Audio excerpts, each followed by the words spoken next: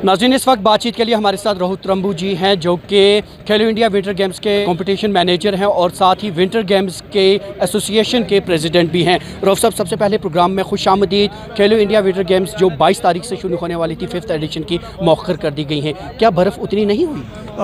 बिल्कुल सही फरमाया आपने। बर्फ़ कमी की वजह से जो ये खेल्स है, जिसका हमने बहुत पहले से वो डेट मुकर्रर किया था 22 से 25 फरवरी तक, चूँकि फरवरी हमेशा से ही अच्छा रहता है, मौजूद महीना रहता है इन खेलों के लिए, तो इस बार भी हमने 3rd वीक ऑफ फरवरी रखा था, मुकर्रर किया था। लेकिन इस बार हम सबको पता ही है कि बर्फ़बारी अगर हुई भी वो रुक रुक के हुई और थोड़ा हुई, जो हमें चाहिए कि इन खेलों के लिए उतनी नहीं हुई। तो उसकी वजह से आज एक मीटिंग हुई हमारे डिविजनल कमिश्नर साहब के ऑफिस में, जिसमें हमारी स्पोर्ट्स अथॉरिटी ऑफ इंडिया के ऑफिसर्स और ऑफिशियल्स ने हिस्सा लिया, और यहाँ पर जो हमारी स्पोर्ट्स काउंसिल है उसकी सेक्रेटरी मैडम थी और उनके ऑफिसर्स थे उसमें, और हमारे जो मैट के डायरेक्टर हैं मुख्तार साहब, उन्होंने भी शिरकत की और मैं भी उस मीटिंग में था।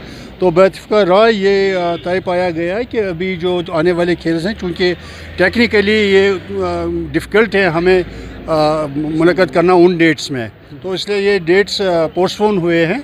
और अगला डेट जो होगा, क्योंकि हम देख रहे हैं कि आने वाले दिनों में एक अच्छी खासी बर्फ़बारी होने जा रही है, जो 19 तारीख से है, 19-20 को दिखा रहा है मैट ने प्रेडिक्ट किया, जो मैट ने प्रेडिक्ट किया है। और उसके बाद 24, 25, 26 को भी एक दूसरा स्पेल आने वाला है।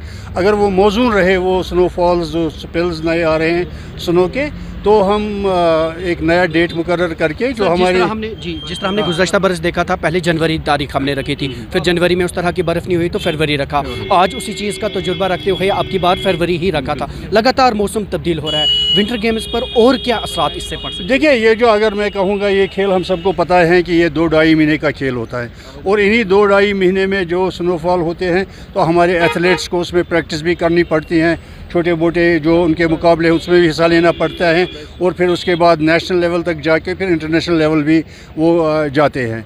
लेकिन कुछ सालों से बदकिस्मती की है ये हमारे लिए कि स्नोफॉल्स उतने तादाद में नहीं हो रहे हैं। अदरवाइज़ जो गुलमर्ग का मेन बाउल है, वहाँ पर इस वक्त तकरीबन 6-7 फीट का स्नो होता था, और ऊपर जो कोंगडोरी का एरिया वहाँ पर 8-10 फीट स्नो एक्यूमुलेट होता था।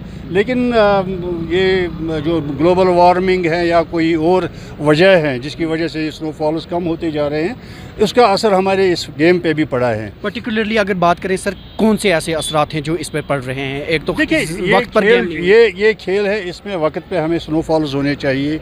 जो हमारा कैलेंडर होता है, जैसे हम पहले देते हैं डिस्ट्रिक्ट लेवल के हम मुकाबले इनेकाद करते हैं, उसके साथ साथ इनकी ट्रेनिंग्स भी होती हैं, फिर यूटी लेवल या स्टेट लेवल के होते हैं, उन्हीं में से हम निकालते हैं सिलेक्ट करके हमारे जो फ्रंट लाइन एथलीट्स होते हैं उनको हम ग्रूमिंग देते हैं, उनके कोचिंग कैंप्स हम मुनक़द करते हैं। उसके साथ साथ फिर उनको हम नेशनल लेवल में जो होते हैं हमारे मुकाबले उसमें जाते हैं, वहाँ से सिलेक्ट होके फिर वो ओलंपिक या इस बार तो हमारे बहुत से बच्चे, अभी भी हमारे बच्चे ऑस्ट्रेलिया में हैं।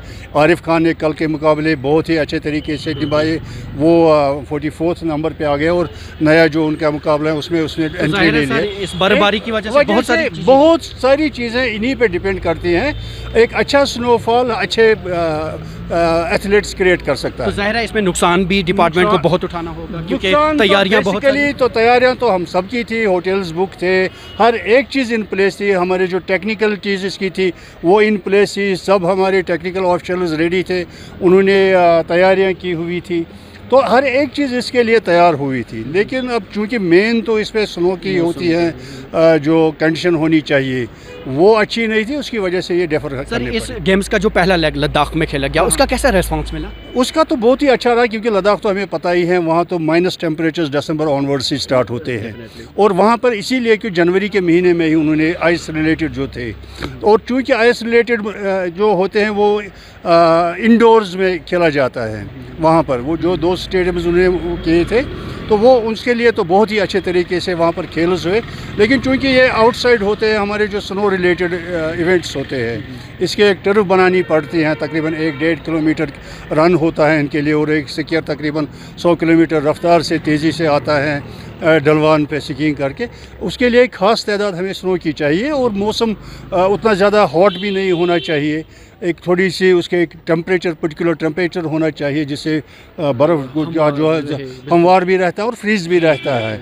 उससे क्या होता है, एक स्पीड गेन करता है एक स्कीयर, क्योंकि ये टाइम बाउंड होता है। इसमें फ्रैक्शन ऑफ सेकंड जो होता है ना, वो तय पाता है कि कौन पहला है कौन दूसरा है।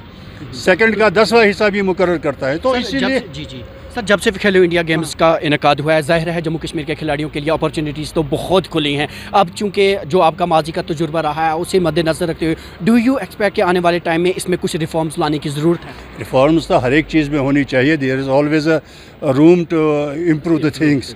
लेकिन चूँकि मैंने पहले ही कहा ये 2-2.5 महीने का होता है, इसी में हमें इम्प्रूवमेंट लानी पड़ेगी।